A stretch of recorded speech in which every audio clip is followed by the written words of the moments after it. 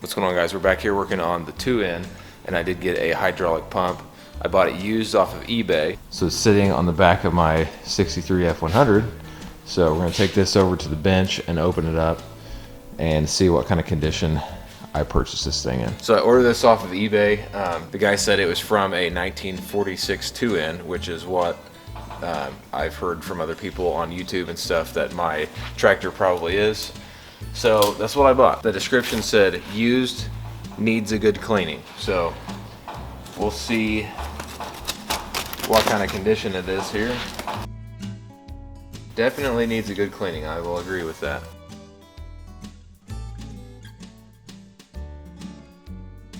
Nothing like using some leggings as some packing paper. Throw those away. And a t-shirt. Okay. Alright, leggings and a t-shirt. If anybody wants a free pair of leggings or a t-shirt, just hit me up. So I got this thing for $120, and the problem with mine is that on the base of it, there's a big crack in it, and this one looks pretty good. So, alright, we will just have to tear down this stuff. Most definitely needs a good cleaning, as he said. So we're going to strip this down. We're going to pull the other one out of the tractor first because there's some parts off of that we're going to use for this one, like the plug back here is gone. So we're going to go ahead and pull the other one out of the tractor. But here's the problem. I've been leaking and don't know why, and then I look up and there's a crack. I don't know if you guys can see that right there. That's a crack in the base plate of that. So I'm gonna have to pull all that off. I still have a lot of fluid to drain out of there, I believe. So we're gonna drain all that out and then start pulling this thing down. Okay, we got the first big plug out, and as you can see, this is disgusting. I can't wait to get that on the bench and see all the nasty buildup that's inside of it. But we're just gonna keep waiting until this one is done draining, and then we'll hit the next one. Okay, well hopefully we can get some of that crap cleaned out of there. There's some thinner stuff, like some water, which that was what I was seeing leaking out of that crack. So somehow water is getting in there as well. We're gonna go pop this hydraulic pump out, but there's a couple things we gotta take care of before we do that. Okay, so the next one you gotta pull out is down here, right behind the bigger one you just took out. When I pulled that out, it was mainly water and then some really thick sludge. So I kind of poked at it with a screwdriver. It came out, and then we've got a lot more fluid coming out. So that's why it's important to hit all these plugs, because one of them will not get it all. All right, so next up, we're just pulling the Pto shaft out of there. On mine, I think it's 4 11/16 bolts.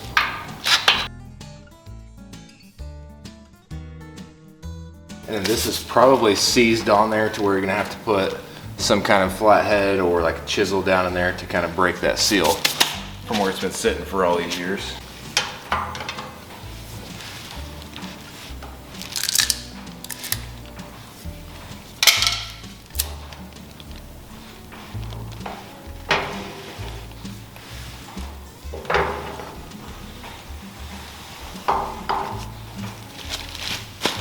Okay, nothing looks damaged or anything, so that's a good sign.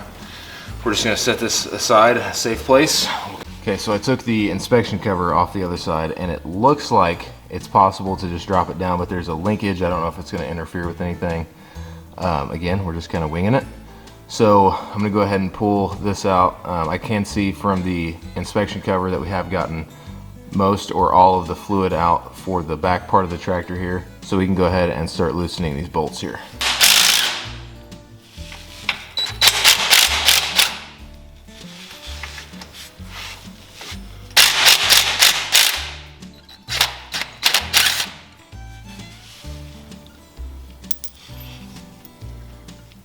So some of these bolts, I'm just gonna leave threaded in there like these. Maybe I might pull one more of these out, but leave a couple of them in there.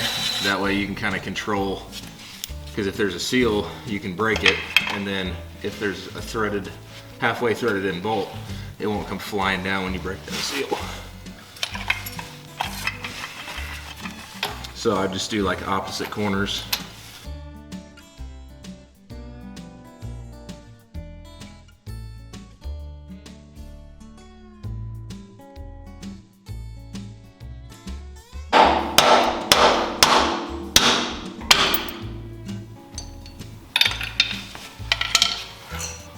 Alright, we're going to let that drain whatever it's going to do. That way it's not a huge mess, because obviously I've already created quite the mess.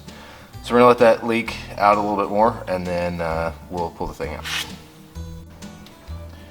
Okay, so I'm just going to start wrestling this thing out. The linkage I was able to get off of it. I just bear hugged the tractor, and I'll show you better once you get it out of here. I got a light I can show you. There's a little linkage in there. You have to spread that so I can show you better once I get it out on what that linkage was doing. But I'm gonna try just to manhandle this thing now and see if it'll come out.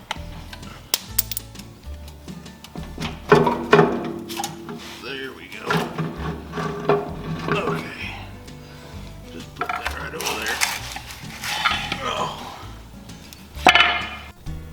Alright, so we've got it to the bench now, and what I was talking about on the linkage is it hooks onto both sides of this. You kind of have to like spread it apart so that it'll come off the little ball on the end of those, and then this you just kind of have to rock it back and forth, and then it'll eventually fall out of there.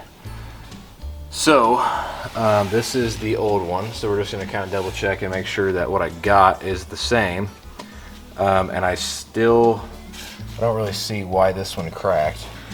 Anyways, we are going to kind of clean up the new used unit that we have and hope that that is going to work. But we're going to start pulling parts out of that, clean them up, reassemble, so we can probably just put this somewhere. We'll have to get a couple pieces off of it, but for the most part we're probably done with this old one.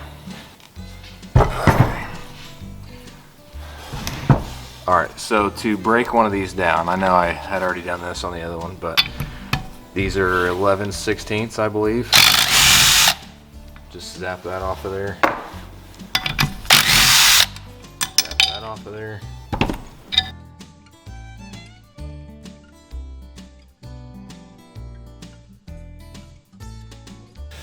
And then same thing with the other one. There's 4 bolts on each side of here. You essentially just have to back all those off and then just kind of start working your way in with a flathead screwdriver or something. But on this one we're going to do things a little different because we don't want to scratch the mating surfaces and then have some kind of loss of pressure or whatever. So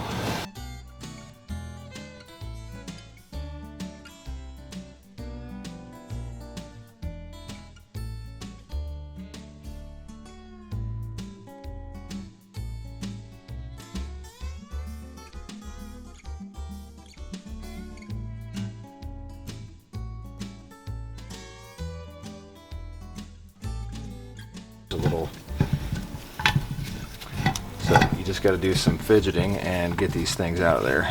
So if we can, there we go. Alright, so everything actually looks pretty clean in here. There's quite a bit of buildup. Well, no, there's not a horrible amount. I mean, just some nasty stuff at the bottom. So we're going to try to get all that out of there, get everything scrubbed down fresh. All these surfaces where there's friction, we need to get that all cleaned up and put some oil on there. So yeah, we're just going to start with the cleanup. Okay, so we're just continuously scraping away the gasket material.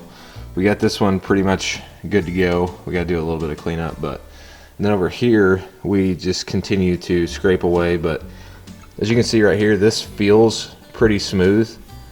The problem is if you left this gasket material on there and it wasn't like an exposed metal surface like this, then this could potentially be an issue where this gasket is not sealing properly. So you need to make sure that you go through the hard work of scraping all of this off, even though it is totally a pain in the butt, and then you'll make sure it's done correctly. Okay, so that's what I'm talking about. This is the same one that had the gasket material all over it. I worked on it for probably 30 minutes and got it down to here. So this is something that we can actually put a gasket on and get a really good seal. So we're going to clean this one up to look just like this, and then we'll start reassembly. Okay, so we got everything cleaned up. Everything is laid out, ready to put back together. So we're going to go ahead and set this camera up and kind of walk through how to reassemble this thing. Okay, so first off we have the gaskets here for the little chambers on the side. So we are going to put a little bit of gasket sealer.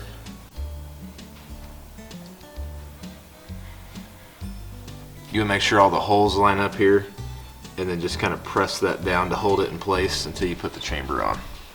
Okay, so this chamber will just slide on here.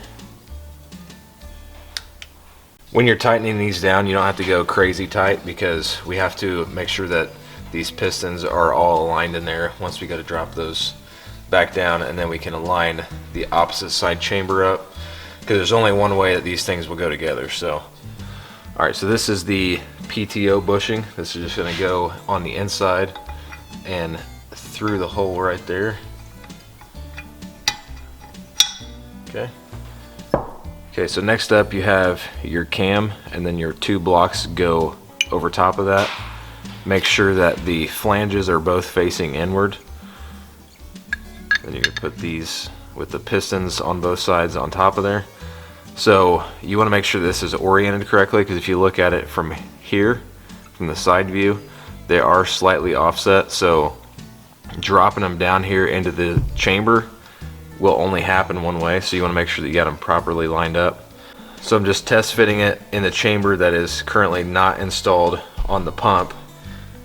As you can see, this does properly line up. They fully seat down in there, the pistons do. So we are going to drop this whole assembly in with the spline side facing the front of the tractor. You can see a little channel where the Pto bushing will sit, so just make sure that this side without the splines on it is facing the Pto bushing.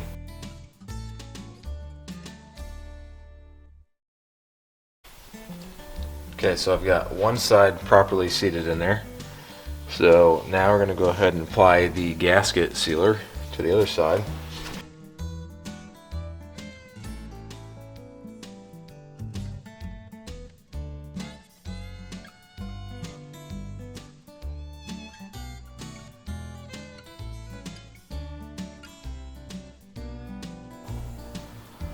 Okay, so I've got that seated. I'm going to snug up a couple bolts again.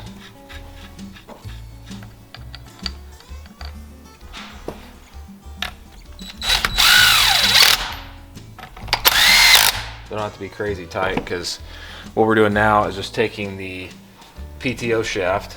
Doesn't matter really which side you put it in, but we're just going to make sure that this whole assembly rotates without binding up at all. So this will go in here. And as you can see, there's no binding. They move freely in there, and that's what we want. So, okay, so I'm just gonna throw these other bolts in here real quick. And we'll go through and kind of like evenly, or I guess more evenly, torque this after we make sure everything is gonna work out. So.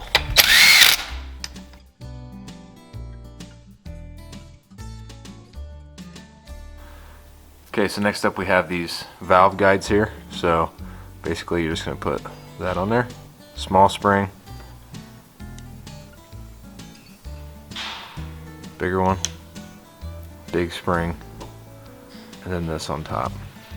And then this whole assembly is going to drop down at each one of these cylinders right there.